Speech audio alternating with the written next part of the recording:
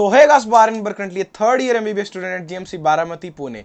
सो यार जिस चीज के ऊपर हम इतने टाइम से काम कर रहे थे, इतने प्यार से आपके लिए एक बहुत ही प्यारा सा कंटेंट लाना चाह रहे थे, फाइनली उस सीरीज को लॉन्च हमने कर दिया है। अनाउंस मैंने ऑलरेडी 3-4 दिन पहले कर दिया था। आज उसी सीरीज का हम फर्स्ट लेक्चर डालने जा रहे हैं और आज की वीडियो के अंदर हम देखेंगे कि लिविंग वर्ल्ड चैप्टर का जो फर्स्ट पार्ट है वो हम देखेंगे एंड कल इसका रिमेनिंग पार्ट खत्म कर देंगे। सो बेसिकली 2 लेक्चर्स मैंने असाइन किए आपको लिविंग वर्ल्ड के लिए। सो जो भी लोग नए हैं, जिन्होंने भी अनाउंसमेंट वीडियोस या बैच डिटेल वाली वीडियो नहीं देखी है, अगर उनको मैं थोड़ा सा बताऊं, सो यार हम बेसिकली हम एक बहुत ही प्यारा सा बैच चला रहे हैं स्पेसिफिकली बायोलॉजी के लिए। हमारे बैच का नाम है विश्वास बैच, राइट? कि आपका हमारे अंदर एक विश्वास है, आपको अपने आप के ऊपर विश्वास होना चाहिए कि यार हाँ हम कर सकते हैं, ठीक है? और ये बैच आपके लिए बायोलॉजी के लिए मोर देन सफिशिएंट है, ये मैं आपको बोल सकता हूं, ठीक है? अगर मैं बात करूं सो आप 360 आउट ऑफ 360 के लिए सिर्फ और सिर्फ इस बैच के ऊपर 110% रिलाई कर सकते हो, जिसमें कोई भी डाउट वाली बात नहीं है। मैं आपको बहुत ही प्यार से, बहुत ही कंसाइज फॉर्म के अंदर पूरी की पूरी बायोलॉजी खत्म कर दूंगा जनाब। कोई भी भागने वाला काम नहीं है, बाकी भैया दीदी वाला जैसा नहीं है कि सिर्फ आकर के स्ट्रेटेजी दे रहे हैं और कुछ भी काम की चीजें नहीं है। आपको प्रॉपर रिफाइंड कंटेंट दिया जाएगा। जितनी मेहनत करनी है बैकएंड में मैं करूंगा, आपके लिए सिर्फ एक प्रॉपर रिफाइंड फॉर्म के अंदर कंटेंट लेकर के आ जाएगा। अगर किसी को कोई भी डाउट है सो आप कमेंट सेक्शन के अंदर डाल सकते हैं, मैं उसको कंप्लीटली उस चीज को आपको आंसर करने का ट्राई करूंगा, राइट? मैंने जो डिसाइड किया है, अगर मैं आपको कुछ कुछ चीजें बताऊं, सो हम लगभग एक लेक्चर लगभग 50 मिनट टू 1 आवर के अराउंड रखेंगे, राइट? और हम अभी से लेकर के, अभी से स्टार्ट करके मैं आपका लगभग मिड फेब या फिर मैक्सिमम फेब एंड तक आपका पूरा सिलेबस खत्म कर दूंगा। और मेरे लिए पूरा सिलेबस सिर्फ 11th या 12th नहीं है, मेरे लिए पूरा सिलेबस मतलब जो नीट का कंप्लीट सिलेबस है, मतलब 11th प्लस 12th, राइट?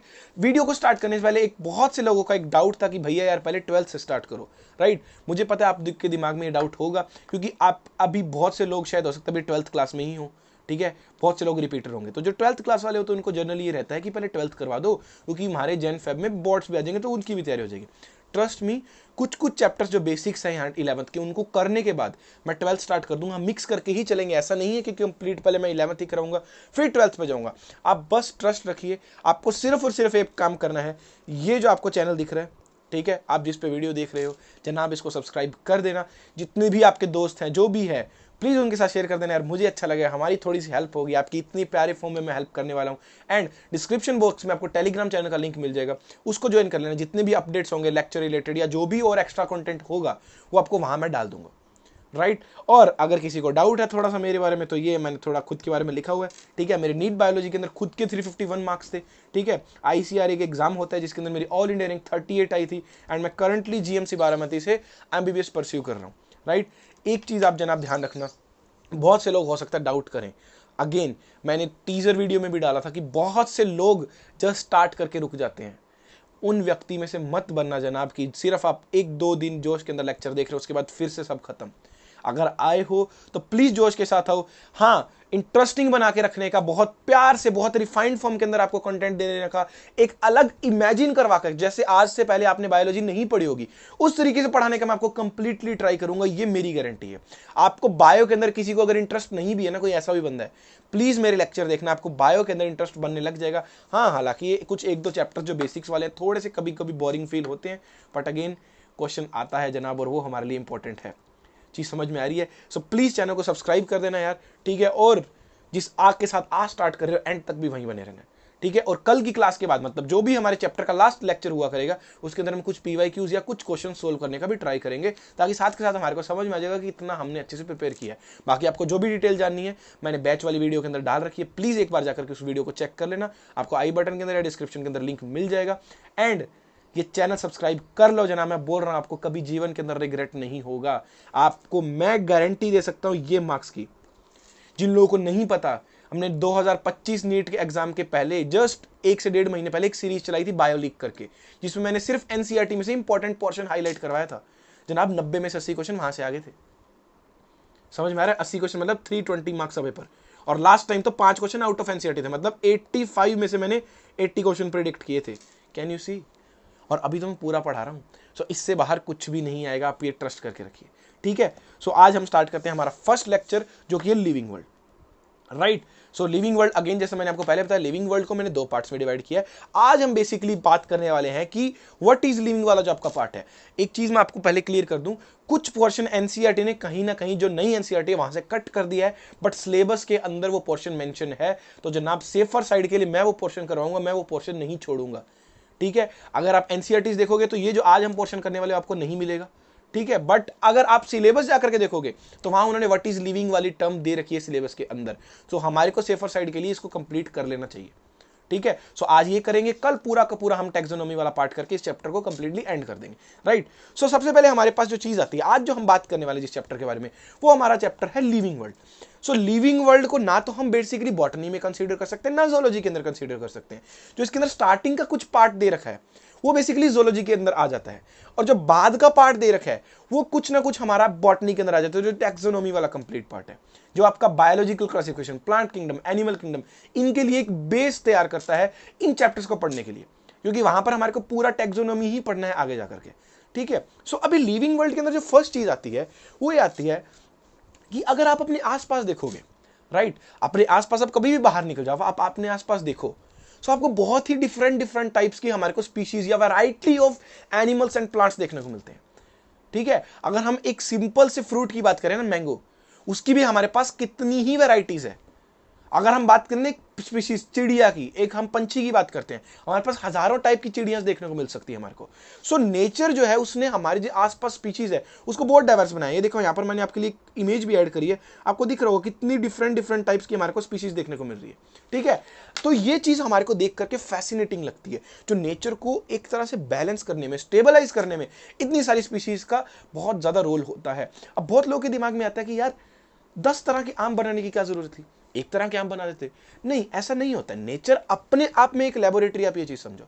आप एक चीज सोचो, मान लो हम लैब के अंदर रिसर्च कर रहे हैं, आप कोई भी एक XYZ प्रोडक्ट बना रहे हो, आपने वो प्रोडक्ट बनाया, ठीक है, अभी सपोज करो आपने एक ही तरह का प्रोडक्ट बनाया, और मान लो कल को कोई भी एनवायरमेंटल चेंजेस आते हैं, या अगर आप प्रोडक्ट की बात करो तो मार्केट के अंदर चेंज आते हैं, कि सपोज करो कि उन प्रोडक्ट की लोगों को जरूरत ही नहीं पड़ रही है, तो क्या आप सस्टेन कर पाओगे?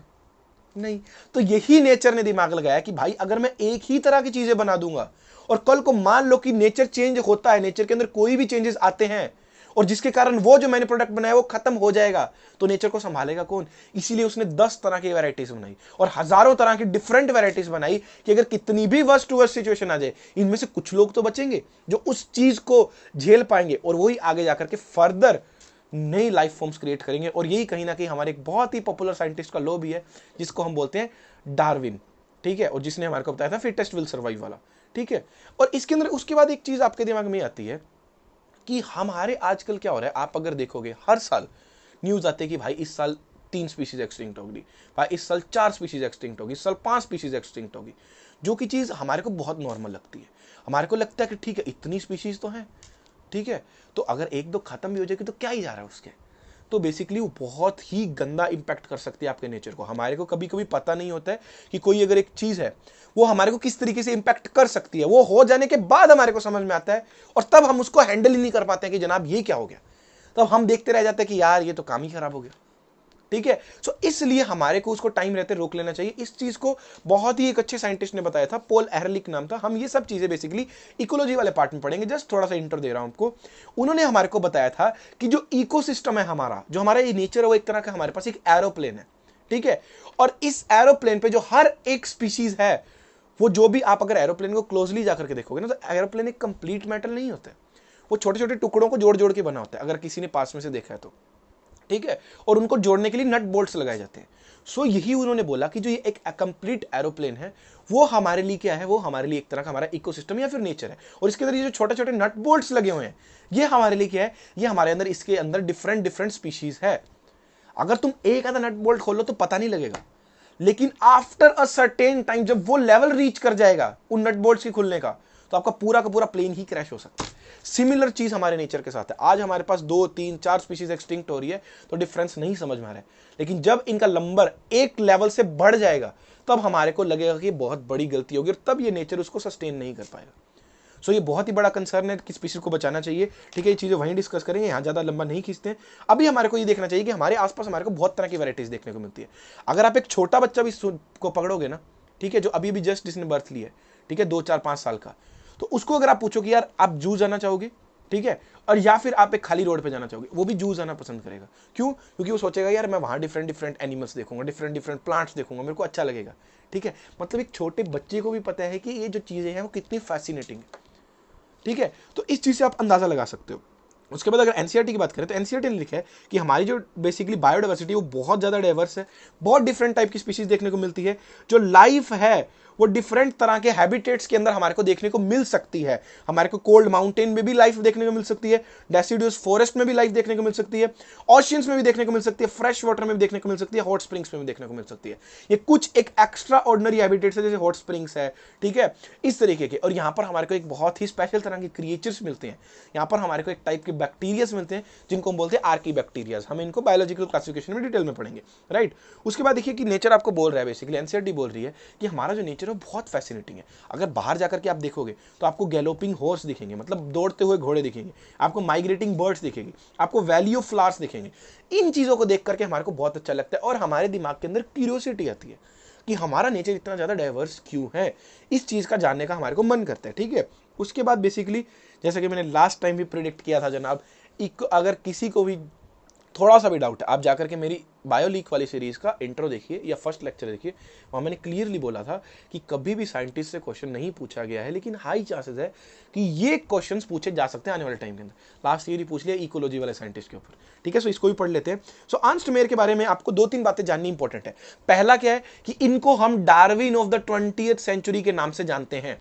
फर्स्ट पॉइंट इनके बारे में जो सबसे इंपॉर्टेंट है वो ये है कि इनको हम डार्विन ऑफ 20th सेंचुरी के नाम से जानते हैं। सेकंड पॉइंट इनके लिए है कि इनको मतलब हम 100 ग्रेटेस्ट साइंटिस्ट के अंदर से जानते हैं, ठीक है। सेकंड पॉइंट हो गया, सॉरी।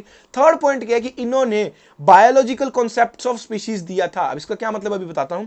इन्होंने बायोलॉजिकल कॉन्सेप्ट्स ऑफ स्पीशीज दिया था। एंड फोर्थ लास्ट चीज क्या है, इन्होंने ट्रिपल क्राउन ऑफ बायोलॉजी को अर्न कर रखा है। मतलब इन्होंने 3 बहुत बड़े प्राइज जीत रखे बायोलॉजी के अंदर, जो एक बाल्जन प्राइज है, एक इंटरनेशनल प्राइज फॉर बायोलॉजी है और एक क्रैफोर्ड प्राइज है। सारे एनसीईआरटी के अंदर देख सकते हैं, आप रीड कर सकते हो, ठीक है। सो इन्होंने 4 चीजें कौन कौन सी करी है।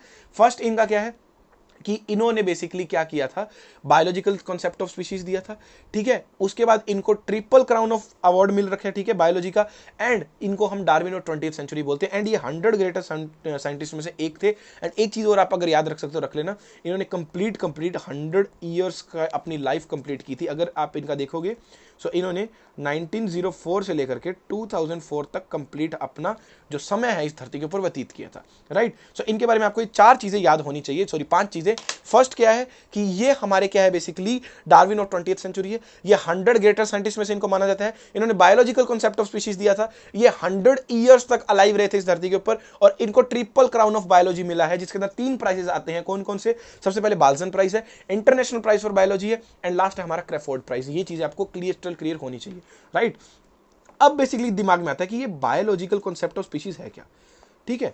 सो जब हम बेसिकली टैक्सोनॉमी पढ़ेंगे तो वहां पर एक हमारे टैक्सोनॉमी कैटेगरी आती है स्पीशीज। तो बहुत सारे डिफरेंट साइंटिस्ट आए थे जो स्पीशीज को डिस्क्राइब कर रहे थे अपनी अपनी डेफिनेशंस के अंदर, ठीक है। तो उसके अंदर ये भाई साहब आते हैं अर्नस्ट मेयर कि भाई तुम लोगों को नहीं आता, मैं बताता हूं, ठीक है। इन्होंने क्या बोला कि तुम कोई भी रैंडम ऑर्गेनिज्म लो, कोई भी दो, वो स्पीशीज हो सकते हैं, सेम जीनस के हो सकते हैं, सेम क्लास के हो सकते हैं, व्हाटएवर, तुम 2 रैंडम स्पीशीज लो, उन दोनों को रिप्रोड्यूस करवा दो, ठीक है। पहली बात तो वो रिप्रोड्यूस ही नहीं करेंगे अगर वो स्पीशीज है तो, ठीक है। और इन केस अगर वो रिप्रोड्यूस कर भी जाएं तो उनके जो बच्चे हैं वो क्या होंगे, इनफर्टाइल होंगे। ये इन्होंने कॉन्सेप्ट दिया था। मतलब अगर आपको स्पीशीज को आइडेंटिफाई करना है तो दोनों को रिप्रोड्यूस कराओ, और रिप्रोड्यूस करवाने के बाद अगर उनके बच्चे भी फर्टाइल हो रहे हैं, मतलब वो दोनों स्पीशीज क्या है, सेम है, खत्म कहानी।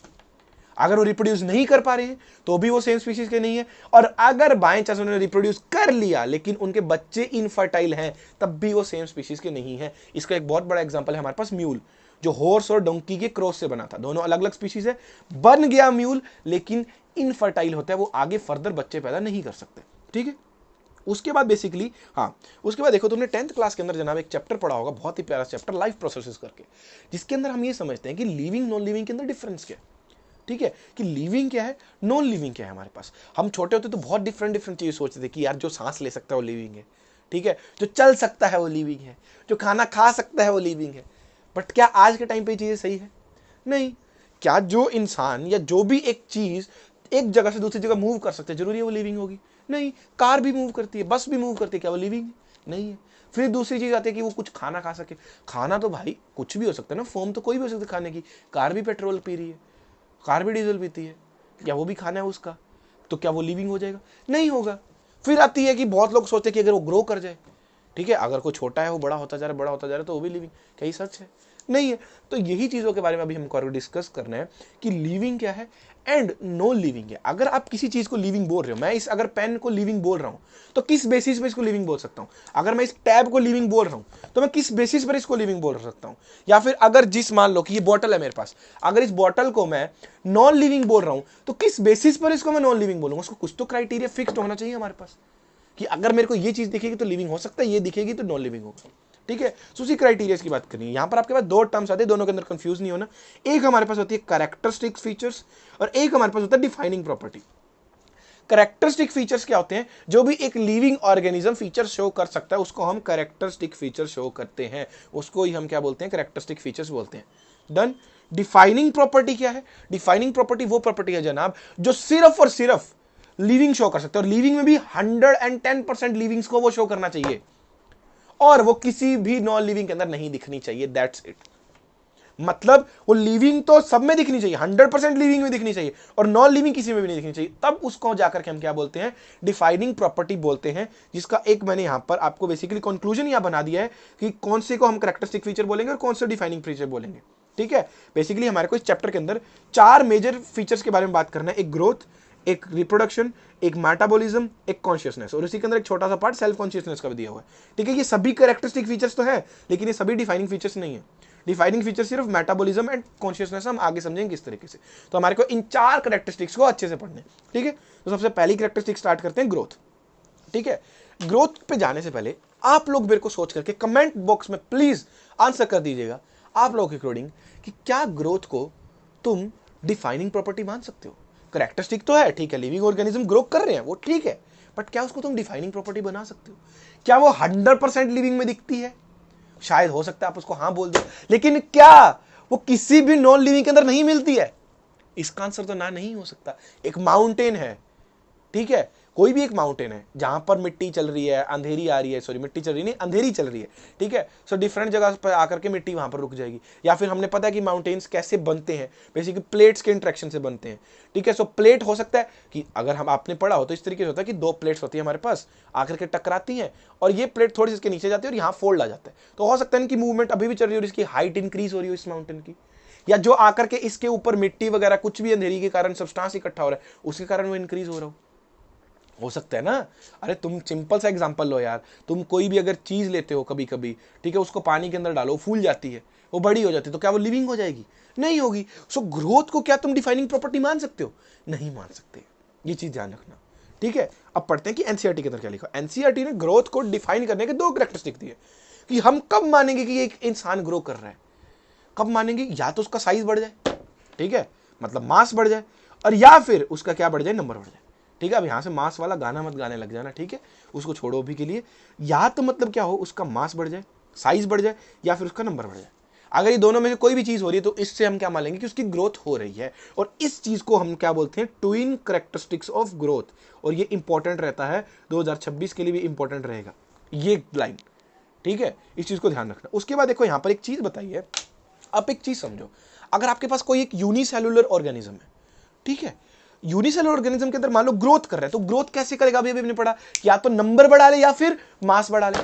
अब एक यूनिसेलुलर ऑर्गेनिज्म है, एक है, वो डिवाइड होकर के 2 सेल बन गया, तो क्या वो ग्रोथ कर रहा है? हाँ कर रहा है ना भैया। आपके दिमाग में आएगा कि एक सेल है वो 1 से 2 बन गया, तो क्या कर रहा है? ग्रो कर रहा है। हाँ, अब तुम एक चीज बताओ, एक अगर तुम्हारे पास यूनिसेलुलर ऑर्गेनिज्म है, वो रिप्रोड्यूस कैसे करता है?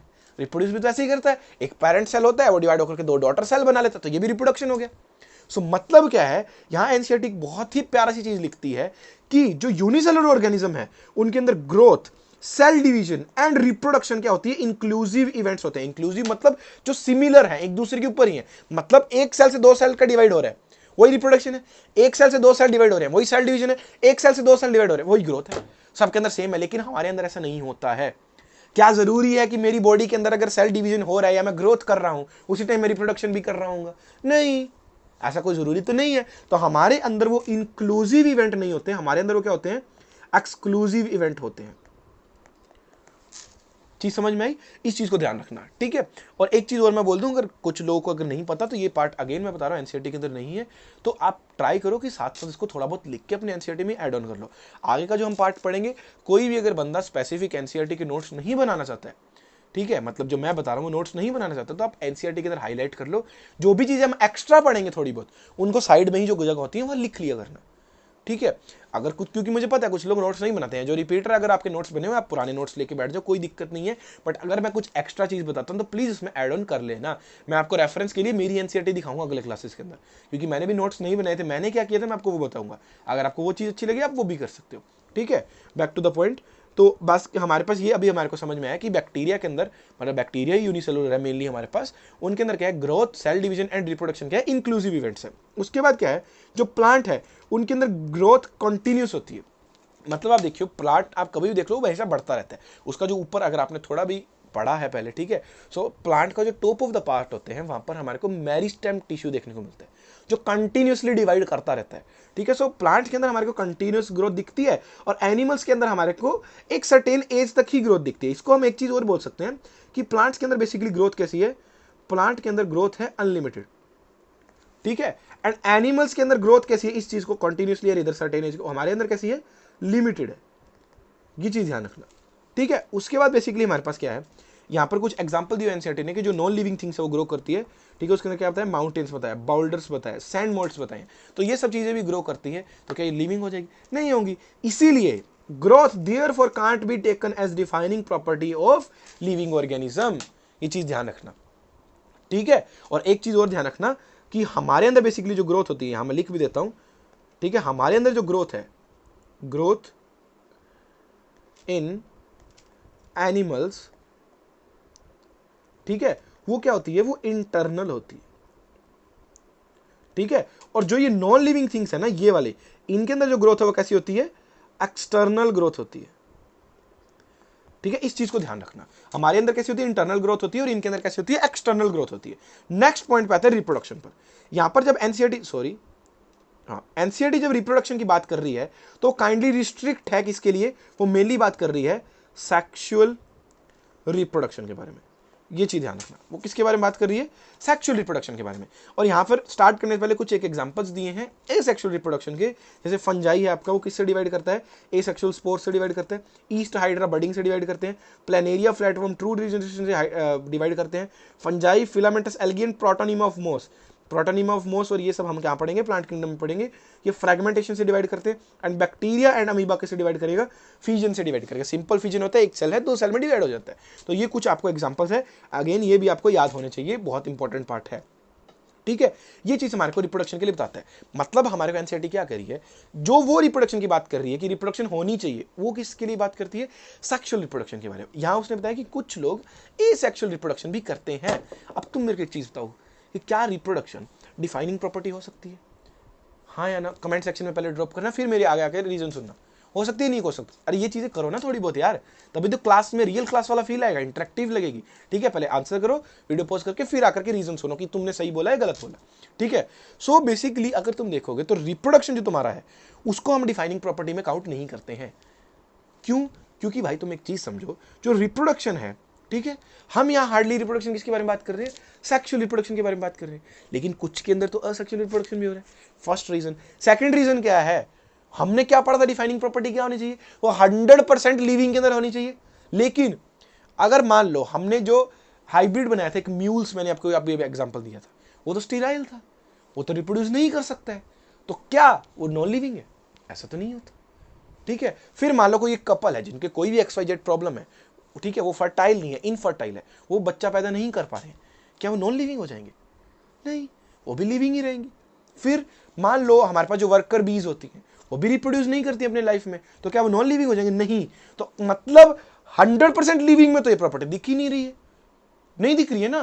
तो इसीलिए हम रिप्रोडक्शन को भी क्या है, डिफाइनिंग फीचर नहीं बोल सकते हैं लिविंग ऑर्गेनिज्म का, ये चीज ध्यान रखना, ठीक है।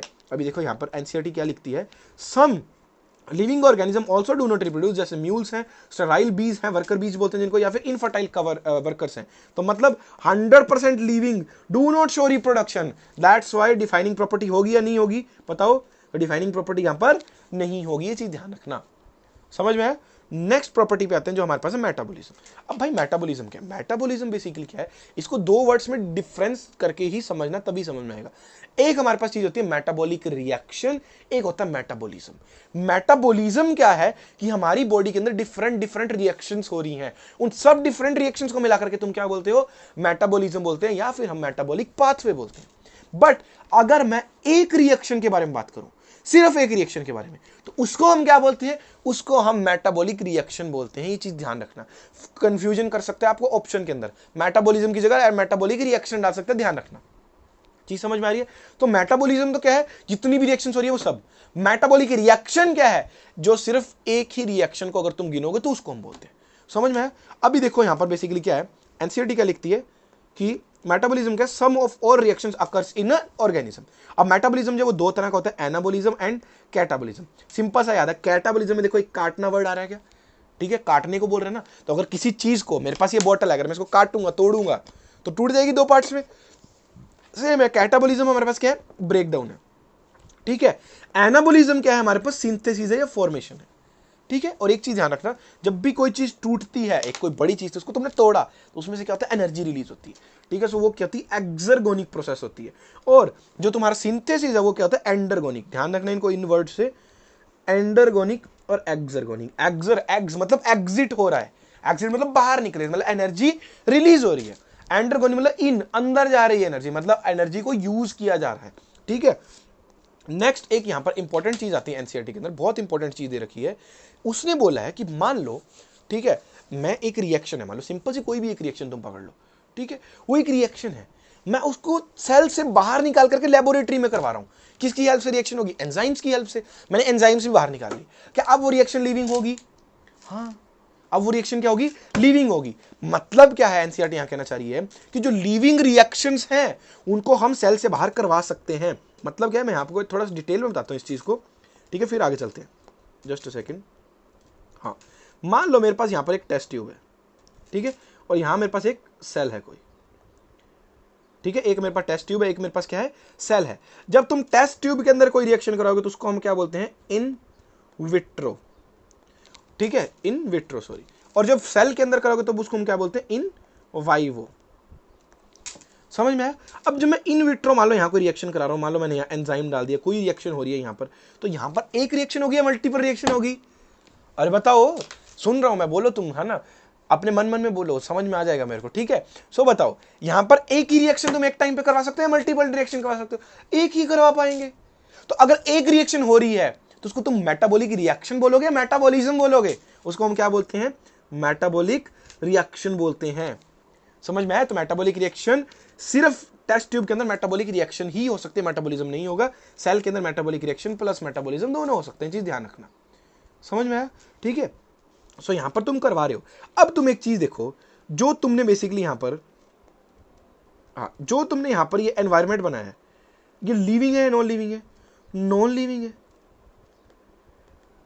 अरे एनवायरमेंट नॉन लिविंग है, लिविंग है? नॉन लिविंग है ना। बट ये रिएक्शन कैसी होगी? इसके अंदर एंजाइम्स यूज कर रहे हो, एक्टिवली रिएक्शन हो रही है, तो ये रिएक्शन कैसी होती है? जो सिर्फ रिएक्शन है वो कैसी हो जाएगी तुम्हारी? लिविंग हो जाएगी। चीज समझ में आए? तो एनसीईआरटी यहां लिखती है कि जब भी तुम रिएक्शन, कोई एक रिएक्शन, आइसोलेटेड मेटाबॉलिक रिएक्शन, ठीक है, मेटाबॉलिक रिएक्शन वर्ड यूज किया, ध्यान रखना यहां पर एनसीईआरटी ने भी, ठीक है, इन विट्रो, ठीक है, are not living but surely living reactions. मतलब वो सिस्टम नॉट लिविंग है, लेकिन रिएक्शंस कैसी होंगी? लिविंग होंगी। देख लेना, एनसीईआरटी ने भी लिखा है, इस चीज को ध्यान रखना। ठीक है, लास्ट जो हमारे पास कैटेगरी आती है, लास्ट जो हमारे पास प्रॉपर्टी आती है, वो कॉन्शियसनेस। ठीक है, कॉन्शियसनेस मतलब क्या है कि भाई जो भी लिविंग है, ठीक है, अब मान लो ये मेरे पास नॉन लिविंग चीज है, ये थप्पड़ मारूं, कुछ भी करूं, इसको कोई फर्क पड़ रहा है? नहीं पड़ रहा। ठीक है, इसको अभी मैं जाकर के किसी गर्म चीज के ऊपर रख दूं, इसको कोई फर्क पड़ेगा? ये पीछे हट जाएगी? नहीं हट पाएगी। वही तुम जाकर के अपना हाथ जो है किसी गर्म तवे के ऊपर रख लो, झटक के हटा लोगे, होगा ना ये चीज। तो मतलब क्या है, हम हमारे आसपास एनवायरनमेंट के अंदर जो भी स्टिमुलस आ रहे हैं, हम उनको सेंस कर सकते हैं। हमारे अंदर कुछ डिफरेंट सेंसरी ऑर्गन्स है, हेयर्स प्रेजेंट है, स्किन है, ठीक है, हमारे टेस्ट बर्ड्स हैं, वो भी एक तरह का फीचर ही है, ठीक है। तो इन चीजों से हम क्या कर सकते हैं, अपने आसपास की चीजों को सेंस कर सकते हैं, और उस सेंस करने के बाद उन चीजों के खिलाफ क्या कर सकते हैं, रिस्पॉन्स प्रोड्यूस कर सकते हैं। ये चीज ध्यान रखना, ठीक है। तो मतलब क्या है, मान लो अब मैं जाकर के वहां हाथ रखूं तो मेरे को गर्मी फील होगी, मेरे थर्मो रिसेप्टर्स एक्टिवेट होंगे, तो रिस्पॉन्स क्या आएगा कि भाई हाथ पीछे हटा लें तो जल जाएगा, यही आएगा ना। यहां से सेंस किया ब्रेन ने कि भाई गर्म है, थर्मो रिसेप्टर ने सेंस किया, तो रिस्पॉन्स क्या आएगा कि भाई हाथ हटा ले, नहीं तो हाथ जल जाएगा, तो मैं झटक के हाथ हटा लूंगा, ठीक है। ये चीज होती है हमारे पास। तो मतलब क्या है, ये एक तो लाइन याद रखना भाई, मोस्ट ऑब्वियस, एक second, most obvious and technical feature, important line है। डायरेक्ट पूछ लेगा most obvious and technical feature कौन सा होता है, 4 ऑप्शन दे देगा, समझ में भी नहीं आएगा। एनसीईआरटी की एग्जैक्ट लाइन है, याद रखना। और हाँ, जितने भी नोट्स तुम्हारे को दिख रहे हैं सब एनसीईआरटी डिराइव्ड है। कोई भी अगर वर्ड ऐसा लग रहा है ना कि सर ने क्या बता दिया तो बाहर से, नहीं, कंप्लीट 100% एनसीईआरटी ही लेके आया हूँ। जहां बाहर जाना होगा वहां बाहर जाएंगे, इस चैप्टर में कोई जरूरत नहीं बाहर जाने की, ठीक है। नेक्स्ट है हमारे पास, हाँ, ये इन्वॉल्व क्या करता है, सेंस करता है। तुम सेंस करोगे, उसके खिलाफ क्या करोगे, रिस्पॉन्स प्रोड्यूस करोगे। तो मतलब दोनों चीजें आनी चाहिए। फिर क्या, जैसे यहाँ इसने एक एग्जांपल दिया, जैसे फोटो पीरियड का एक एग्जांपल है, तो मतलब रिप्रोडक्शन क्या है, सीजनल ब्रीडर हो जाती है, प्लांट्स में भी एनिमल्स में भी। मतलब कुछ प्लांट्स कभी सर्दियों में फ्लोरिंग करते हैं, कुछ प्लांट्स गर्मियों में फ्लोरिंग करते हैं। सेम कुछ एनिमल, जैसे हम तो कंटिन्यूस ब्रीडर्स, हम सीजनल ब्रीडर्स में नहीं है। जो कंटिन्यूस ब्रीडर नहीं है, सीजनल ब्रीडर है, कुछ एनिमल्स ऐसे होते हैं, हम आगे की क्लास, आगे के चैप्टर्स में पढ़ेंगे उनके एग्जांपल। तो वो क्या, एक स्पेसिफिक सीजन में ही रिप्रोड्यूस कर सकते हैं, ठीक है। तुम देखते हो ना यार, फल सब्जियां, कुछ फल सब्जियां तो पूरे साल आती हैं, कुछ फल सब्जियां नहीं मिलती हमारे को पूरे साल। उनका एक स्पेसिफिक रीजन, उनका एक स्पेसिफिक क्या होता है, बेसिकली सीजन होता है, रीजन बोल रहा हूं मैं, सॉरी, ठीक है। क्या होता है, एक स्पेसिफिक सीजन होता है, तो उसी के अंदर हमारे को मिलती है। तो मतलब वो क्या है, सीजनल ब्रीडर है, मतलब वो भी अपने आसपास के एनवायरनमेंट को क्या कर रहे हैं, सेंस कर पा रहे हैं। ये चीज ध्यान रखना, ठीक है। फिर एक यहां पर प्रॉपर्टी की बात करी है, सेल्फ कॉन्शियसनेस के बारे में। अब तुम एक चीज बताओ, तुम्हारे आसपास डिफरेंट क्या बोलते हैं, एनिमल्स देखने को मिलेंगे। तुमने कभी देखा है कि कोई एनिमल सुबह सुबह भाई बढ़िया तैयार श्यार होके, है ना, फॉर्मल्स डाल के और स्कूल जा रहा है? देखा कभी बैग उठा के स्कूल जाते हो? नहीं। कोई एनिमल ऐसा जो बढ़िया तैयार श्यार होके, है ना, बैग उठा के, लैपटॉप उठा के, टैब उठा के, बढ़िया अपना कहाँ जा रहा है, काम करने जा रहा है ऑफिस में? देखा कहीं? नहीं देखा होगा। कोई जानवर ऐसा जो भाई शीशे के सामने खड़ा बाल बना रहा है, मस्त में, सही तो लग रहा है, दाढ़ी वाड़ी, बाल सेट है मेरे, नहीं देखा कभी? नहीं देखा। मतलब क्या है, उनको अपने लिए इतना ज्यादा कोई फर्क नहीं पड़ता है। उनके लिए 2 ही काम है, सुबह उठेंगे, शेल्टर और फूड, और हो सके तो जान बचाना, इतना ही काम है उनका भाई। हमारी तरह नहीं है कि पैसे कमाओ, पढ़ो, ये करो, वो करो, नहीं, ये चीजें उनके अंदर नहीं है। तो ये चीजों को हम बेसिकली क्या बोलते हैं, सेल्फ कॉन्शियसनेस बोलते हैं। मतलब हम अपने लिए सेल्फ कॉन्शियस हैं, मैं कैसा दिख रहा हूं, मैं आज ये पहन जाऊंगा कि गंदा तो नहीं लगेगा, है ना, क्लास के अंदर मेरी कोई वो लड़की के सामने इमेज तो नहीं खराब हो जाएगी जिसको मैं पसंद कर रहा हूँ चोरी, ठीक है। होता है ये तुम्हारी लाइफ के अंदर, हम सबको भी पता है। तो ये चीजें बट अभी मत करो यार, पढ़ लेगा ना, कॉलेज जाके बहुत टाइम मिलेगा, वहां करते रहो जितना करना है, 5 लेकर के घूमना भाई, कोई नहीं रोकेगा, ठीक है। सो सेल्फ कॉन्शियसनेस बेसिकली क्या है, सिर्फ और सिर्फ ह्यूमंस के अंदर देखने को मिलती है, ह्यूमंस का एक्सक्लूसिव फीचर है, ठीक है। नेक्स्ट एक एनसीईआरटी बात करता है कि अगर एक पेशेंट है जो कोमा में है, जिसका ब्रेन डेड है, तो वो क्या होगा, लिविंग होगा, नॉन लिविंग होगा? तुम बताओ पहले, फिर अगेन इंटरेक्टिव बनाओ, मजा आएगा। ड्रॉप करो कमेंट सेक्शन के अंदर, क्या होगा? कर दिया। अब सुनो, अब बहुत से लोगों को लगेगा कि भाई लिविंग होगा, क्यों ऐसा क्यों लगेगा उनको, मैं क्यों ऐसा बोल रहा हूं? क्योंकि भाई अब वो ना, तो तुम्हारा देखो, तुम्हारे पास 2 चीजें थी, कॉन्शियसनेस एंड मेटाबॉलिज्म। अगर जिसने स्टार्टिंग में देखा था, मैंने बताया था यही दोनों डिफाइनिंग प्रॉपर्टी है। तो कॉन्शियस तो है ही नहीं वो, उसका ब्रेन डेड है, वो कुछ चीज को सेंस कर सकता है? नहीं कर सकता। तुम करवा के देख लो उसको, चाहे गर्म ही लगा लो, चाहे कुछ ही लगा लो, उसको फर्क ही नहीं पड़ेगा। तो मतलब सेंस वो कर पा रहा है, नहीं कर पा रहा? नहीं कर पा रहा। बट वो लिविंग होगा, नॉन लिविंग? वो लिविंग होगा, ये चीज ध्यान रखना। जस्ट अ सेकंड, ये क्या होगा, लिविंग होगा। क्यों होगा लिविंग? मतलब क्योंकि उसके अंदर अभी भी मेटाबॉलिज्म बॉडी के अंदर चल रहा है, ये चीज ध्यान रखना। तो वो क्या होगा, मेटाबॉलिकली एक्टिव है, इसीलिए हम उसको लिविंग में काउंट करते हैं, ठीक है। नेक्स्ट एनसीईआरटी एक लाइन यूज करती है, all living phenomena are due to underlying interaction that result in emergence. मतलब क्या है, जितने भी लिविंग ऑर्गेनिज्म कुछ फिनोमिना बना रहे हैं, जिसके कारण कुछ नई चीजें उनके अंदर डेवलप होगी, वो हो किस वजह से रही है, क्योंकि वो आपस में इंटरेक्ट कर रहे हैं। एक लिविंग ऑर्गेनिज्म दूसरे लिविंग से इंटरेक्ट कर रहा है, हम प्लांट से इंटरेक्ट करते हैं डिफरेंट सोर्स के लिए, हम दूसरे लिविंग ऑर्गेनिज्म, दूसरे एनिमल्स के साथ इंटरेक्ट करते हैं, और प्लस हम आसपास के फिजिकल एनवायरनमेंट जो नॉन लिविंग चीजें हैं उनसे भी इंटरेक्ट करते हैं। एयर है, वाटर है, इन सब के इंटरेक्शन से क्या होता है, कुछ नई चीजें बनती हैं। इमरजेंस का मतलब तो कुछ नई चीजें बनना। सो यार मैं बेसिकली बता रहा था कि जो भी ये इंट्रैक्शंस होते हैं ना, इनके कारण क्या होता है, इमर्जेंस होता है, मतलब कुछ नई चीजें बनती है, या जो एक्सिस्टिंग है वो क्या है, वो इवोल्व होती है। इवोल्यूशन की तरफ बेसिकली इशारा किया जा रहा है। अभी बनता क्या, वो देखो, living organisms are self replicating, evolving and self regulating interactive system capable of responding to external stimulus. मतलब लिविंग ऑर्गेनिज्म को इन्होंने क्या बोला, एक सिस्टम बोला है जो कि सेल्फ रेप्लिकेटिंग है, इवॉल्विंग है, सेल्फ रेगुलेटिंग है, एंड अपने आसपास के एक्सटर्नल सिस्टम के खिलाफ वो स्टिमुलस बना सकते हैं, उसको सेंस कर सकते हैं और उसके खिलाफ क्या कर सकते हैं, रिस्पॉन्स कर सकते हैं। चीज ध्यान रखना। नेक्स्ट हमारे पास क्या है, ये लाइन इंपॉर्टेंट है अगेन, ठीक है, इस लाइन को याद रखना एंड इसको चाहे मार्क भी कर लो, 2026, ठीक है। यहां पर हमारे को क्या बताया हुआ है, हालांकि वैसे ऑल द एनसीईआरटी का पार्ट नए वाले एनसीईआरटी पे नहीं दिया, लेकिन सिलेबस में है, तो मैं इंपॉर्टेंट तो मार्क करवा सकता हूं इसको, ठीक है। All living organisms are linked to one another by sharing common genetic material but varying at varying degree. वो ये कहना चाह रहा है यहाँ से कि बेसिकली जितने भी हमारे पास यहाँ पर अभी ऑन प्रेजेंट जितने भी लिविंग ऑर्गेनिज्म है, वो कहीं ना कहीं लास्ट में जाकर के उनके कुछ ना कुछ कॉमन एंसेस्टर होंगे, पहली चीज। दूसरी चीज वो ये बोल रहा है कि जेनेटिकली भी वो कुछ ना कुछ कॉमन है, मतलब मैं हूं या हम हैं बेसिकली होमो सेपियंस, हमारा चिंपैंजी के साथ 99% डीएनए मैच करता है, तो चेंज की इसमें सिर्फ 1% डीएनए में। तो ये बोलना चाह रहा है कि जेनेटिक मटेरियल भी कॉमन है बट सिर्फ कुछ डिग्रीज में ही वैरी करता है वो, ठीक है। नेक्स्ट जो टॉपिक आता है हमारे पास वो आता है डाइवर्सिटी, जिसके बारे में मैंने तुम्हारे को स्टार्टिंग में काफी कुछ चीजें बताई थी कि हमारा बेसिकली जो इकोसिस्टम बहुत ज्यादा डाइवर्स है, और यही चीज हमारे इस चीज को, हमारी अर्थ को बहुत खास बनाता है, ठीक है। अगर हम देखें कि डाइवर्सिटी बढ़ कैसे सकती है, तो कैसे बढ़ सकती है, अगर आप एरिया ज्यादा देख लो तो डाइवर्सिटी बढ़ जाएगी, और बढ़ जाएगी ना, फिर new species found in new as well as old area. अब मतलब क्या है, अब हमारे से यहां पर ये क्वेश्चन पूछ सकते हैं कि डाइवर्सिटी बढ़ती कैसे है।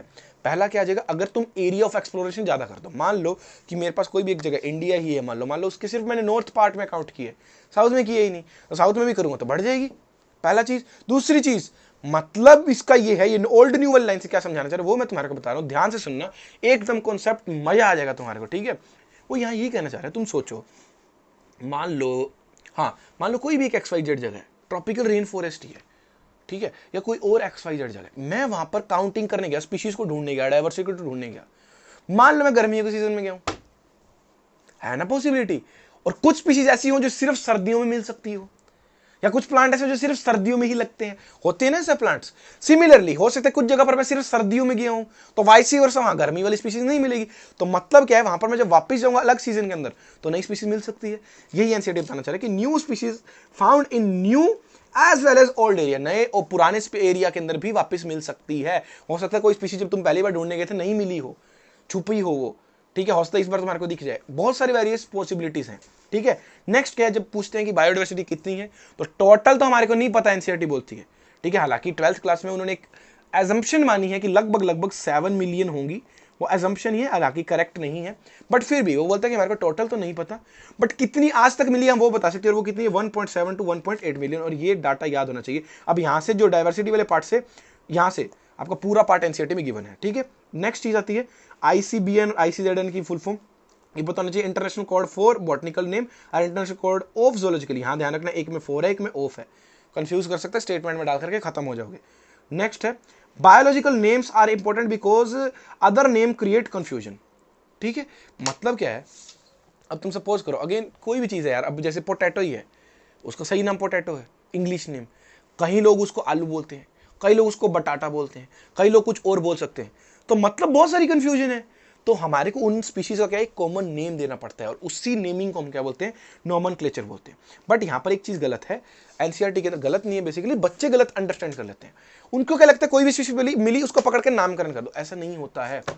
सबसे पहले उस स्पीशीज को प्रॉपरली आइडेंटिफाई करना पड़ता है, उसके बाद उसकी क्लासिफिकेशन करनी पड़ती है, फिर नॉमेनक्लेचर होता है। अब ये यहां पर मैंने लिखा है, ये एक्स्ट्रा पॉइंट है, ये इतना एनसीईआरटी में नहीं है। We need branch which help in identification and classification, और यही ब्रांच क्या है, टैक्सोनॉमी है, और टैक्सोनॉमी के बाद हमारे पास क्या होगा, नॉमेनक्लेचर कर सकते हैं हम, नेमिंग कर सकते हैं। चीज समझना, तुम सिंपल सी एक चीज समझो, तुम्हारे पास एक ऐसी लाइब्रेरी है जिसके अंदर 1000 बुक्स पड़ी है, बट कोई उसके अंदर उसका दीन मान नहीं है, कैसे मर्जी तुमने फेंक रखी है। एक लाइब्रेरी ऐसी जहां प्रॉपर सिस्टमेटिक वे में पड़ी है, तुम अंदर गए, क्लास 1 का सेक्शन बनाया, class 2nd 3rd 4th class 10th का, क्लास 10th में भी बायोलॉजी अलग है, फिजिक्स अलग है, केमिस्ट्री में अलग है, सेम दोनों में 10,000 बुक्स हैं।